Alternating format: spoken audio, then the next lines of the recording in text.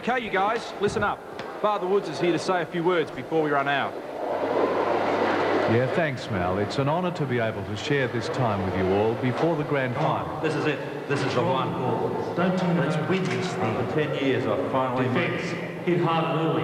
Don't let them off. No mistakes. And finally, I'll leave you with this reading from the Bible. St. Paul prayed that our hidden selves will grow strong. Noise from the crowd. Canberra Raiders. And now the Canberra Raiders make their way onto the Sydney Football Stadium, led by Mal Meninga. Mel asked me to speak to them.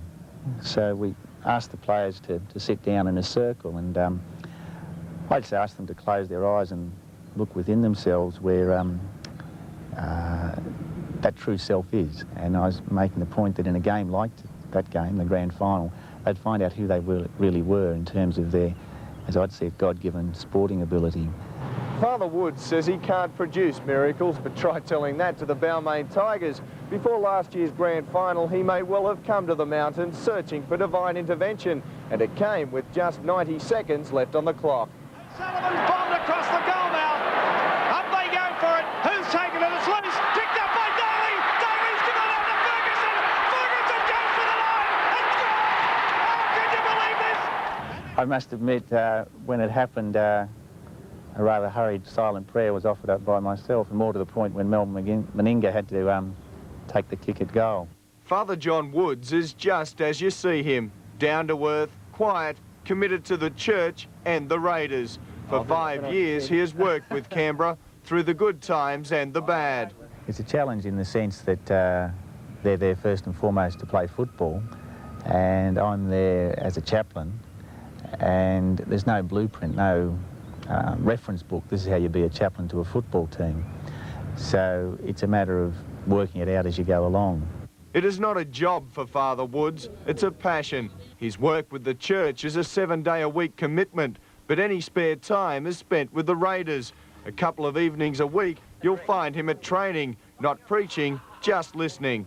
To perform on the field doesn't begin with Tuesday and Thursday training. It begins, I'd suggest, within yourself and the relationships that are of importance to you. Because of the time and effort involved, you've got to have made certain decisions, taken certain priorities in your life. And the respect from the players is obvious. As far as they are concerned, he's just one of the boys. I said to him last week, I said, why didn't you help us out last Sunday? But unfortunately, nothing he could do about it, so maybe we have a few extra words this week. Sometimes you walk into the sheds and you might start swearing about something, and then you see him and sort of cover the mouth and think, geez, there's Father over there. But, you know, he takes it on the chin and he laughs, and I suppose just... I don't know what he thinks, but you know, some of the things that are said in the sheds, I suppose he just blocks his ears, but sometimes you don't realise he's there. I've learned, and I generally mean this, I've learned things from them. It might sound a little trite, but I've learned things from them in terms of commitment, dedication, putting that effort in, and what it means to celebrate, and how to handle failure. Yeah, they mightn't be aware of that, but I certainly have. Can I put it this way? A football team encapsulates a lot of things people like to feel about life. They'd like to think that effort's worthwhile, that if you fail, you can get up and have another go. I said to someone once, if Jesus was around now, I'm sure he'd draw on the Winfield Cup to make a point. Father Woods will be with the side today in prayer, but on grand final day, he'll be there in person. The message, a familiar one.